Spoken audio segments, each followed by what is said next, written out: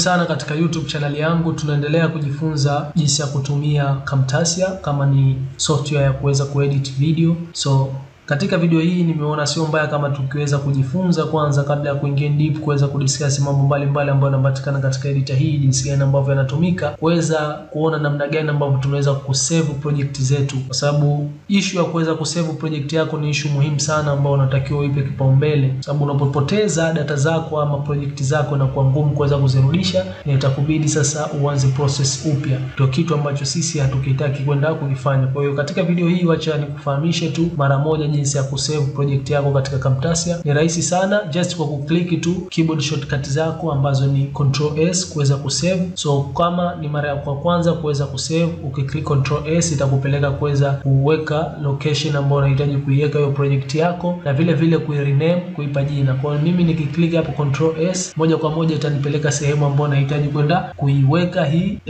project yangu, ambapo mimi nitaenda kuiweka katika desktop, na katika desktop nitaipa jina la Camtasia project. Hili ndio jina ambalo nitalipa na nitaiweka katika desktop. Kwa nita save.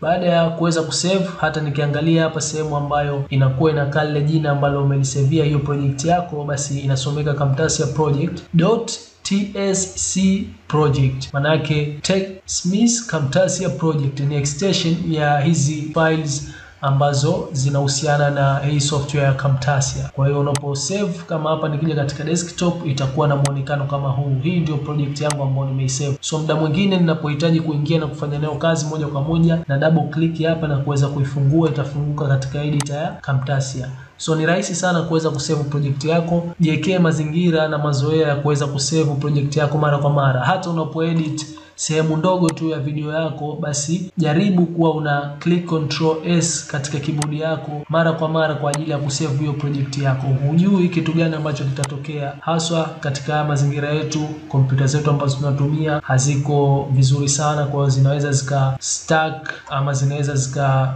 zima mara moja kutokana na kukatika kwa umeme. Kwa mambo mingi ambayo yanaweza kujitokeza. Kwa hiyo ni vizuri kwa tuna save project zetu mara kwa mara. Sio kwa kuklik Ctrl S tu ndio ambavyo unaweza kusave hizo project zako. Pia una uwezo wa kutumia hizi menu huku, ukaja katika menu ya file ukaklik, ukaja katika save ama ukaja katika save as. Kama unavyoona keyboard shortcut ni Ctrl S. Ukija katika save as, utaenda kupelekwa katika sehemu ambayo unahitaji kuiweka hiyo project na kuweza kuipa jina na kuisave katika hiyo sehemu. Ama pia una uwezo wa kuklik katika save kama kuna change yoyote umeiweka katika project yako ama umefanya change yoyote, basi itaweza kusaviwa na tayari utaendelea kufanya kazi zako. Na hata ukifunga hapa, ukija kwa muda mwingine katika kompyuta yako na ukihitaji kufanya nayo kazi hiyo project yako ambayo ipo katika software ya Camtasia, basi utafika tu katika ile file ambayo umeisavia hiyo project yako na kuifungua. Kwa leo nilihitaji tu kuweza kufahamisha jinsi ya kuweza kusave project, na tayari tutakutana katika video inayofuata. Tutaweza kufungua project yetu hii ambayo ipo katika desktop, na tutaweza kuendelea pale ambapo tumeishia kuweza kujifunza zaidi